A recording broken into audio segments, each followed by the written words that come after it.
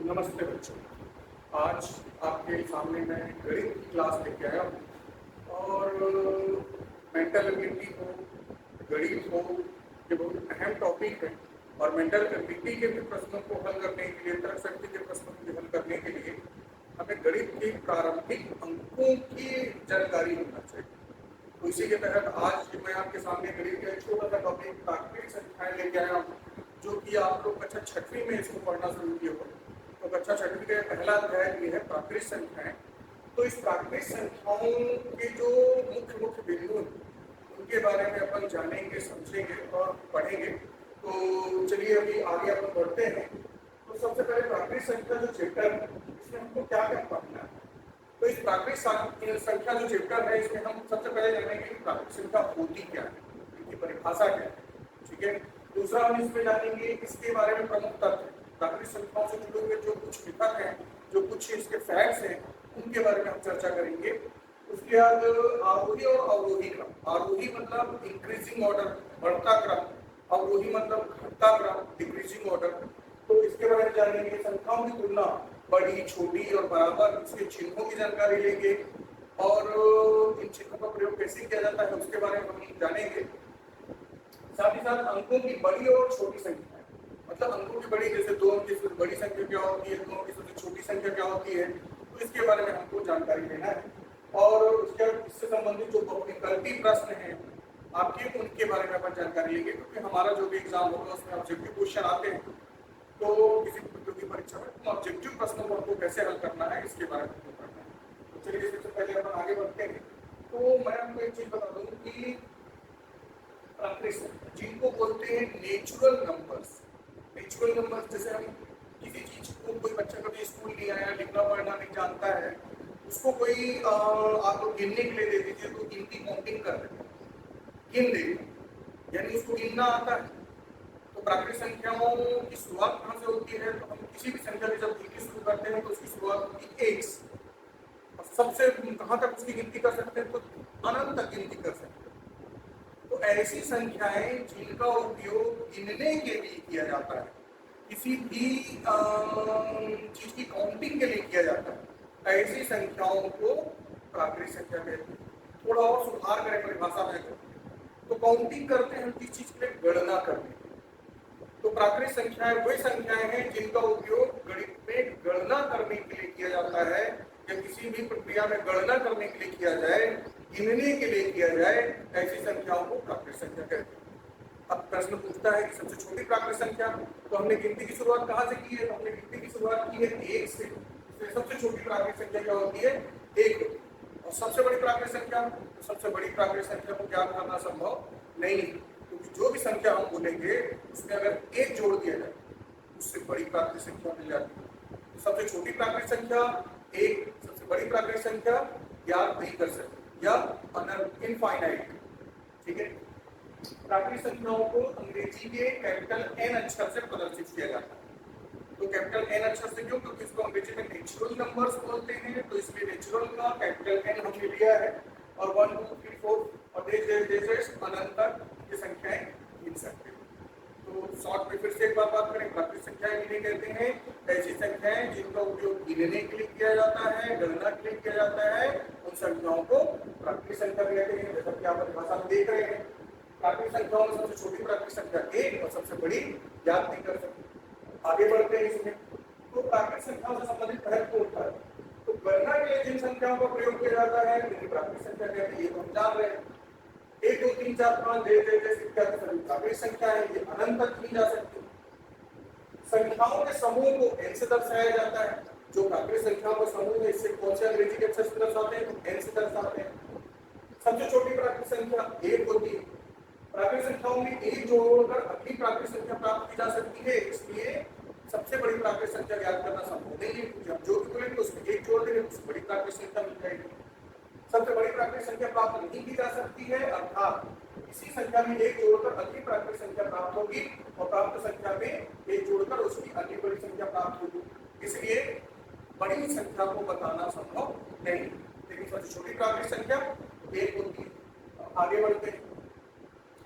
इसके गुणधर्मों में आए दो प्राकृतिक संख्याओं का आपस में योग करने से या गुणा करने पर हमेशा प्राकृतिक संख्या प्राप्त होगी। ये जरूरी याद रखना। इन्हीं दो प्राकृतिक संख्याओं का जब आपस में योग करेंगे या गुणा करेंगे तो प्राकृतिक संख्या ही मिलेगी। कैसे? देखिए यहाँ पे 5 प्राकृतिक संख्या है, 7 प्राकृतिक संख्या है, दोनों को जोड़ रहे हैं तो 12 मिल रहा है, 12 भी क्या है? प्राकृतिक संख्या है। उसी प्रकार देखिए 4 प्राकृतिक संख्या है, 8 प्राकृतिक संख्या है, दोनों को गुणा कर रहे हैं, 32 मिल रहा है तो 32 भी क्या है? प्राकृतिक संख्या है। अर्थात नियमानुसार दो प्राकृतिक संख्याओं को जोड़ा जाए या गुणा किया जाए तो प्राकृतिक संख्या भी प्राप्त होती है। इसी प्रकार में आगे देखिए, दो प्राकृतिक संख्याओं का आपस में व्यवकलन मतलब घटाना, उसको माइनस किया जाए या भाग करने से सदैव प्राकृतिक संख्या प्राप्त नहीं होती। कैसे सदैव प्राकृतिक संख्या प्राप्त नहीं होगी? देखिए जैसे 5 में ऋण 7 को अपन घटा रहे तो हमको ऋण 2 मिलता है, तो ऋण 2 जो है वो ऋणात्मक संख्या है, तो ऋण 2 ऋणात्मक संख्या है, जिसके कारण इसको हम प्राकृतिक संख्या नहीं मान सकते, क्योंकि ऋण 2 पूर्णांक संख्या हो गई। ठीक है, वैसे आपका 17/8 की तो इसका हमको मिल रहा है 2 सही 1/8, तो 2 सही 1/8 ये क्या है? भिन्न संख्या है, फ्रैक्शन है।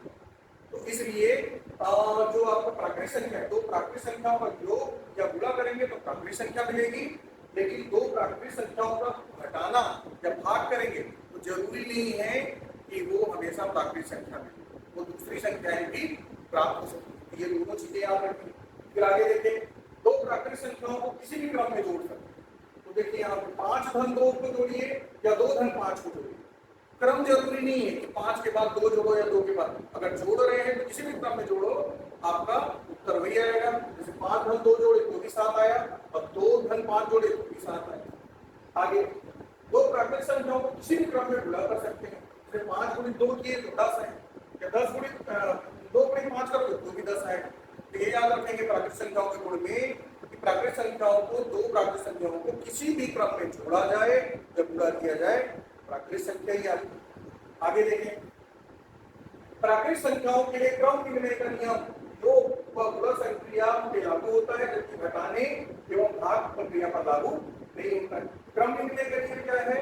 दोनों पक्षों में जो उसकी वैल्यू होती है वो बराबर होना चाहिए। यहाँ देखिए 8 धन 7 करेंगे और 7 धन 8 करेंगे तो दोनों पक्ष क्या है? बराबर है। लेकिन इसमें देखिए घटाने में 8 में 7 करेंगे 1 आएगा, लेकिन 7 में 8 करेंगे तो ऋण 1 आएगा। ये नॉट इक्वल मतलब बराबर नहीं है। वैसे यहाँ पे 3 में 4 का गुणा करेंगे, 4 में 3 का गुणा करेंगे कितना आएगा? 12। लेकिन 3 में 4 का भाग देंगे, ये 4 में 3 का भाग देंगे, दोनों अलग अलग उत्तर आ रहा है। ये याद रखेंगे, क्रम निर्णय नियम जो है वो योग और गुणा में सही है, जबकि घटाने और भाग की संक्रिया में ये लागू नहीं होता। आगे प्राकृतिक संख्याओं के लिए साचार्य नियम योग एवं गुणा संक्रिया में लागू होता है, जबकि घटाने और भाग संख्या में लागू नहीं होता है। यहाँ पर देखिए साचार्य नियम क्या है? 8 धन 7 धन 5, और यहाँ पे 8 धन 7 और धन 5, यहाँ पे 7 में 5 जोड़े 7 5 12 और 8 जोड़े उसके बाद तो 20, ऐसे 8 7 15 और 20, मतलब दोनों पक्ष बराबर है। वैसे गुणा में भी 5 24 20 या 60 और 4 या 12 60, तो गुणा में आपका साचार्य नियम और योग में लागू होता है, लेकिन घटाने में और भाग में लागू नहीं। तो क्रम निर्णय नियम और साचार्य नियम इन दो संक्रियाओं पे सही है प्राकृतिक संख्याओं का, तो योग और गुणा पे लागू होता है और घटाने और भाग पे लागू नहीं होता। आगे देखिए, प्राकृतिक संख्याओं के गुणा का योग व अंतर पर बंटन वितरण होता है। जैसे यहाँ पे देखिए आप 3 इंटू, यहाँ पर 3 पूरी कोष्टक इंटू 4 5, तो 5 और 4 को जोड़े तो 9 9 के 27, और यहाँ पे जोड़ेंगे 4 या 4 के 12, यहाँ पर प्लस 5, मतलब यहाँ बंटन हो रहा है, बाहर की संख्या अंदर जाके दोनों के साथ जुड़ा। इस तरह से यहाँ पे देख लें। इसके किसी प्राकृतिक संख्या में 1 से गुणा या भाग करने पर संख्या का मान नहीं बदलता। किसी की संख्या में 1 से गुणा कर दीजिए प्राकृतिक संख्या में, या 1 से भाग दे दीजिए, उस संख्या के मूल स्वरूप में कोई परिवर्तन नहीं आता। देखिए यहाँ 7 में 1 का गुणा किए या 1 में 7 का गुणा, तो दोनों का मान एक ही है, कोई फर्क नहीं पड़ता। वैसे 8 में भाग 1 का भाग दोगे तो कोई फर्क नहीं पड़ेगा, 8 ही आ रहा है। आगे बढ़िए, अब प्रमुख अंकीय अवधारणाएं। तो सबसे पहले अंकीय अवधारणाओं में देखिए आरोही क्रम एवं अवरोही क्रम। तो आरोही क्रम क्या होता है? देखिए आरोही क्रम बढ़ता क्रम जिसको बोलते हैं इंक्रीजिंग ऑर्डर। क्या होता है? सबसे छोटी संख्या से बड़ी संख्या के क्रम में लिखना ही आरोही क्रम कहलाता है। जब आपको बहुत सारी संख्याएं दे दें और बोले आरोही क्रम में जमाइए, सबसे पहले सबसे छोटी संख्या लेते हैं। आरोही मतलब आरोहण, जिस प्रकार ध्वज जो होता है उसको नीचे से ऊपर की ओर आरोहण किया जाता है 15 अगस्त और 26 जनवरी को फहराया जाता है, उसी तरह सबसे छोटी संख्या से बड़ी संख्या के क्रम में जमाना ही क्या कहलाता है, आरोही क्रम। और इसी को इंक्रीजिंग ऑर्डर बोलते हैं, इसी को बढ़ते क्रम के नाम से भी जाना जाता है। और दूसरा जो है अवरोही क्रम, इसको घटते क्रम में बोलते हैं। यहाँ उदाहरण अवरोही क्रम में देखिए, पहले 20, फिर 24, फिर उससे बड़ी 32, फिर उससे बड़ी 48, फिर उससे बड़ी 59। वैसे आपका अवरोही क्रम देखें घटते क्रम में, इसको क्या बोलते हैं, डिक्रीजिंग ऑर्डर, घटता क्रम। तो घटते क्रम के लिए सबसे बड़ी संख्या, फिर उससे छोटी संख्या, फिर उससे छोटी संख्या। यहाँ उदाहरण देखें, सबसे बड़ी संख्या 71, फिर उससे छोटी 70, फिर उससे छोटी 64, फिर उससे छोटी 52, फिर उससे छोटी 44, फिर उससे छोटी 35। आगे बढ़े तो संख्याओं में तुलना करते हुए बड़ी छोटी बराबर संख्याओं को चुनना। तो आरोही और अवरोही अपन जाने, आरोही मतलब बढ़ते क्रम में संख्याओं को जमाना है, अवरोही मतलब घटते क्रम में संख्याओं को जमाना है। ठीक है, अब यहाँ पर संख्याओं की तुलना करना, तो देखिए बड़ी संख्या और छोटी संख्या, जो ये चिन्ह है इस चिन्ह को आप ध्यान रखेंगे। ये जो चिन्ह है ऐसा हो, तो इसमें दो रेखाएं और एक तरफ बंद है और एक तरफ खुला है। तो जिधर ये खुला होगा उधर की संख्या बड़ी होती है और जिधर ये बंद होगा उधर की संख्या छोटी है, ये याद रखें। और यहाँ पे देखिए इस तरफ की संख्या छोटी है, क्यों? क्योंकि ये जो दो रेखाओं का बंद वाला हिस्सा है छोटी संख्या की तरफ, और जिधर खुला हिस्सा रहता है वो बड़ी संख्या होती है, मैंने आपको बताया। और अगर दोनों के बीच में ये है बराबर का चिन्ह, यानी इधर दोनों पक्षों की दाएं और बाएं पक्ष की दोनों संख्याएं क्या है, एक समान है, बराबर है। आइए यहाँ पर कुछ प्रश्नों को देखें। अब ये देखिए 83, 79 और 89। तो 89 मतलब 80, 9, 89 और 70, 9, 89। तो उसमें छोटी संख्या कौन सी है, छोटी संख्या। तो देखिए चिन्ह कौन सा आया है, ये वाला आया है। ये दो रेखाओं में जो बंद वाला हिस्सा है वो हमेशा छोटी संख्या की ओर होता है और खुला वाला हिस्सा किधर है, बड़ी संख्या की तरफ। तो इसलिए 79 छोटी है और 89 बड़ी। इसी प्रकार यहाँ पे देखिए, यहाँ पे क्या हो रहा है, ये ऐसा है, यानी जिधर ये बंद वाला हिस्सा ये संख्या छोटी है और जिधर खुला हिस्सा है वो बड़ी है। तो ये चिन्हों का प्रयोग यहाँ पे देखें, ये 10,991 और ये 10,091, यानी 10,091 छोटी है और 10,991 बड़ी है। तो इस चिन्ह को देखें, जिधर ये बंद है उधर वाली संख्या छोटी है, जिधर ये चिन्ह, दोनों चिन्हों का ये रेखाएं छोटी है वो हिस्सा बड़ा है। ये वाला देखिए, इसको इस चिन्ह के बराबर ये 345 है और ये भी 345 है, यानी बाएं और दाएं दोनों पक्ष बराबर के, दोनों तरफ का हिस्सा क्या है, एक समान है। इसमें कौन सा चिन्ह लिए अपन, बराबर कर लिए। जैसे ये यहाँ पे मैंने छोड़ा है, यहाँ पे मैंने छोड़ा है तो 530 और 350, तो कौन सी संख्या बड़ी है, तो देखिए 350 छोटी है और 530 बड़ी है। तो मैंने आपको बताया कि दो रेखाओं वाला चिन्ह जो है जिधर छोटी होगी उधर बंद होगा, तो ऐसा करके ऐसा चिन्ह बनेगा ही। तो ये बंद वाला हिस्सा है वो किधर रहता है, जिधर की संख्या छोटी होती है, और जिधर की संख्या बड़ी होती है वो खुला वाला हिस्सा रहता है। ये यानी 530 बड़ी है, 350 छोटी है। तो वैसे ये सारी संख्याओं को आप देख लें। आगे बढ़ते हैं अपन, अलग अलग अंकों की बड़ी और छोटी संख्याओं का क्या। तो इतना याद रखेंगे यार, बड़ी संख्या में 9 होता है और छोटी संख्या में जो सबसे शुरुआत मतलब का अंक होगा 1 होगा, और 1 के दाईं ओर जितने अंक की संख्या होगी उतने जीरो लगा दिए जाते हैं। तो देखिए कैसे, एक अंक की सबसे छोटी संख्या होती है, एक अंक की सबसे छोटी संख्या क्या होती है, 1 होती है, और एक अंक की सबसे बड़ी संख्या क्या होती है, 9। एक अंक बोला है तो बड़ी संख्या के लिए मैंने बोला जितने अंक की बड़ी संख्या बोलेगा उतनी बार 9 लिखना है, और एक अंक की छोटी संख्या बोला है एक अंक की सबसे छोटी संख्या 1 होती है। और धनात्मक प्राकृतिक संख्याएं हमेशा धनात्मक संख्याएं, याद रखेंगे प्राकृतिक संख्याएं धनात्मक संख्याएं हैं जिनका उपयोग गिनती के लिए किया जाता है, गणना के लिए किया जाता है। और आगे देखिए 2 अंक की सबसे छोटी संख्या, तो 2 अंक की तो मैंने बताया कि 2 अंक तो जो भी आपका बाईं ओर का शुरुआत वो 1 होगा, और बाईं ओर के बाद ये 0 लगा है, ये 1 और ये 2, यानी कितने अंक हो गए, 2 अंक हो गए। तो 2 अंक की सबसे छोटी संख्या क्या है, 10। लेकिन बड़ी संख्या के लिए मैंने बताया आपको कि जितने अंक की बोलेगा, 2 अंक की बोला है तो 2 बार 9, तो 2 बार 9 मतलब 99। 3 अंक की सबसे बड़ी संख्या मतलब 3 बार 9, 999। 4 अंक की सबसे बड़ी संख्या मतलब 9999। 5 अंक की सबसे बड़ी संख्या मतलब 99,999। ये याद रखेंगे, जितने अंक की सबसे बड़ी संख्या बोलेगा उतनी बार आप 9 लेगा, और छोटी संख्या बोलेगा जितने अंक की बोलेगा उसमें एक रहेगा और उससे कम एक कम करके उतने जीरो लगा देना है। जैसे 5 अंक की सबसे बड़ी संख्या, ये 4 जीरो लगाए और एक। अगर 6 अंक की सबसे बड़ी संख्या बोलेगा तो 5 जीरो लगाएंगे और एक हमेशा किधर लगेगा, बाईं ओर के शुरू में लगेगा, आपके बाईं ओर की शुरुआत में। ठीक है, और दाईं ओर की शुरुआत किधर से होगी, जीरो से होगी। और जीरो कितने लगेंगे, तो जितने अंक की संख्या बोलेगा उसमें एक कम करके जीरो लगाना है, तो छोटी संख्या है। जैसे 3 अंक की सबसे छोटी संख्या, तो 3 अंक की सबसे छोटी संख्या में 3 में एक कम किया तो कितना बचा, 2, यानी 2 जीरो लगाना है और एक रहेगा। ये देखिए 1 तो 2 जीरो लगाया, ये क्या है, 3 अंक की सबसे छोटी संख्या 100। इस तरह से ये संख्याएं सबसे बड़ी और सबसे छोटी आपको मालूम होना चाहिए। आगे बढ़ते, अब बहुनी गलती फंस हो गया। तो सबसे पहले देखिए, वस्तुओं को गिनने के लिए जिन संख्याओं का प्रयोग किया जाता है वह क्या कहलाती है। किसको गिनना है, संख्याओं को गिनने के लिए जिन संख्याओं का प्रयोग किया जाता है। तो संख्याओं को गिनने के लिए दशमलव संख्याओं का, पूर्ण संख्याओं का, प्राकृत संख्याओं का, भिन्न संख्याओं का। हमने परिभाषा पढ़ी कि जिन संख्याओं का उपयोग गिनने के लिए किया जाता है, गणना के लिए किया जाता है, उनको प्राकृत संख्या कहते हैं, नेचुरल नंबर कहते हैं। तो हमारा उत्तर क्या होगा, ये होगा, तो हमारा आंसर हो जाएगा प्राकृत संख्या। फिर दूसरा पूछा है, प्रत्येक प्राकृत संख्या अपने ठीक पहले की संख्या से, तो प्रत्येक प्राकृत संख्या अपने ठीक पहले की संख्या से होती है। एक कम होती है, एक अधिक होती है, 10 कम होती है, 10 अधिक होती है।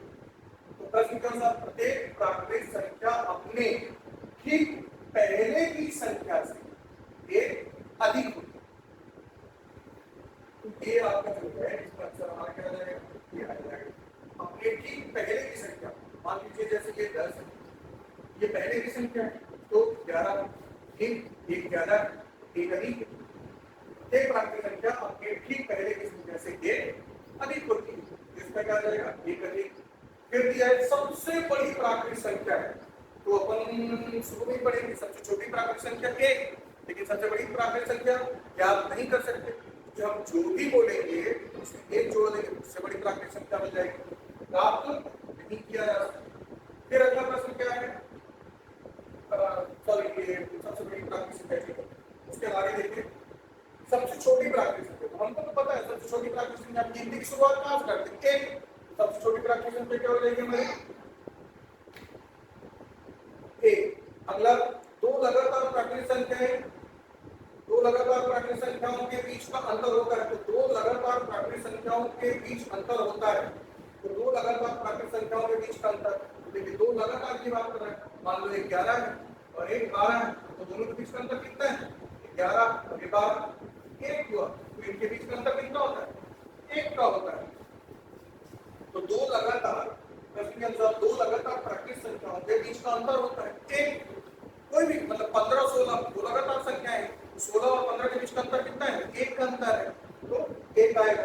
फिर 999 999 9999 99,999 इस प्रकार का क्रम कहलाता है। इस प्रकार का क्रम क्या कहलाता है, देखिए पहले एक संख्या थी, फिर उससे बड़ी संख्या, फिर उससे बड़ी संख्या, फिर उससे बड़ी संख्या, फिर उससे बड़ी संख्या। तो जब छोटी से बड़ी संख्या के क्रम में जब आते हैं तो उसको बोलते हैं बढ़ता क्रम। कौन सा क्रम बोलते हैं, बढ़ता क्रम। ये कौन सी संख्या है, बढ़ते क्रम की संख्या है। आगे बढ़ते हैं इसमें अपन, अब ये जैसे प्रश्न दिया हुआ है 35,805 और 35,508 बात में उपयुक्त चिन्ह क्या होगा, तो देखिए दोनों 35,000, ये भी 35,000 है और ये भी 35,000। लेकिन यहाँ देखिए ये 805 508, तो 805 बड़ा होता है 500 तो इसलिए कौन सी संख्या बड़ी, ये बड़ी है। चिन्ह कौन सा, तो मैंने आपको बताया था दो रेखाओं वाले चिन्ह में जिधर बड़ी संख्या हो उधर खुला हुआ हिस्सा होगा, ये वाला जो चिन्ह है वो यहाँ पे आएगा, ऐसा है, यानी खुला वाला हिस्सा इधर और बंद वाला हिस्सा इधर, और उत्तर क्या हो जाएगा, बी हो जाएगा। फिर अगला दिया है दार्शनिक प्रणाली में गणना करने के कितने अंकों का प्रयोग होता है, तो दार्शनिक प्रणाली में गणना करने के लिए हम 10 अंकों का प्रयोग करते हैं। इस तरह से ये 10 अंकों का प्रयोग होगा। फिर दिया है सही क्रम में व्यवस्थित है, तो सही क्रम में व्यवस्थित है तो देखिए 818 है, बड़ी संख्या है, ये चिन्ह ऐसा है, ये 515 है, फिर 1000, ये तो गलत हो गया। यहाँ पे कौन सा चिन्ह आना चाहिए, ये संख्या बड़ी है ये छोटी है, ये चिन्ह तो ठीक लगे, लेकिन यहाँ वाला चिन्ह गलत हो गया। चिन्ह कैसे होना चाहिए, ऐसे, क्यों, क्योंकि 1015 बड़ी है और 515 छोटी है, छोटी की तरफ निशान होना चाहिए, क्योंकि हमारा गलत हो गया ऑप्शन। अगले देखिए 818, ये भी गलत हो गया क्योंकि 515 बड़ी नहीं है, ये चिन्ह ऐसा लगा हुआ है, और जो रेखा होती खुला लाइन से तरफ बड़ी संख्याओं की तरफ, ये 818 बड़ा है, ये गलत हो गया। अगले में आते हैं तो 1015 की तरफ ये ठीक है, 818, फिर 818 बड़ा है इससे 515 से ठीक है, ये मतलब यहाँ जो चिन्ह लगे सारे चिन्ह से ठीक है। आगे बढ़े हम, तो यहाँ पे भी गलत हो रहा है, यहाँ पे इधर देखिए 212 छोटी होती है, 515 इस चिन्ह को ऐसा होना चाहिए था, लेकिन ये ऐसा कर दिया, इसलिए ये ऑप्शन भी गलत है। तो हमारा सही उत्तर क्या होगा, सी होगा। अगला देखिए हम, प्रत्येक प्राकृतिक संख्या अपने पहले की संख्या से निम्नलिखित होती है। प्रत्येक प्राकृतिक संख्या अपने पहले की संख्या से निम्नलिखित होती है। क्या होती है, 10 अधिक, 1 अधिक, 1 अधिक, 10 अधिक तो कुछ नहीं, अभी हमने इसके पहले ऐसे ही प्रश्न देखा है। फिर लगातार दो प्राकृतिक संख्याओं के मध्य अंतर होता है, लगातार दो प्राकृतिक संख्याओं के मध्य अंतर अभी बात में 1 होता है। फिर आगे देखें तो 5 अंकों की सबसे बड़ी संख्या में 1 जोड़ने पर कौन सी संख्या, तो 5 अंकों की सबसे बड़ी संख्या, तो मैंने आपको बताया कि जितने अंक की सबसे बड़ी संख्या बोलेगा उतनी बार 5 लिख देना। 5 अंक की सबसे बड़ी संख्या क्या हो जाएगी, 9 9 9 9 9, 1 2 3 4 5, 5 बार मैंने 9 लिख दिया, मैंने 99,999। फिर क्या बोला है, 5 अंकों की सबसे बड़ी संख्या 1 जोड़ने पर कौन सी संख्या प्राप्त होगी, तो अगर इसमें 1 जोड़ दूं मैं, तो 9 1 10 का 0, like 1, फिर 9 1 10 का 0, like 1, फिर 9 1 10 का 0, like 1, फिर 9 1 10 का 0, like 1, फिर 9 1 10, यानी कितना हो गया, इकाई, दहाई, सैकड़ा, हजार, 10,000, लाख, यानी ये संख्या क्या हो गई, 1 लाख। 1 लाख यानी 6 अंक की सबसे छोटी संख्या मिल गई, यानी 5 अंकों की सबसे बड़ी संख्या में 1 जोड़ने पर 1 लाख मिलेगा, जो कि 6 अंकों की सबसे छोटी संख्या। तो कौन सा है हमारा ऑप्शन, ये वाला सी ऑप्शन है हमारा उत्तर। फिर क्या प्रश्न है, 6 अंकों की सबसे छोटी संख्या में 1 घटाने पर कौन सी संख्या मिलेगी, 6 अंकों की सबसे छोटी संख्या 1 1 2 3 4 5 6, 6 अंकों की सबसे छोटी संख्या ये है, 1 अगर घटा दें, यहाँ पे जब घटाएंगे तो कितना मिल जाएगा, 99,999, तो इसके हमारा उत्तर क्या हो जाएगा, ए हो जाएगा। समझ में, इस तरह से ये आपके प्रश्न जो है इसके आधारित है, प्राकृतिक संख्या पे आधारित।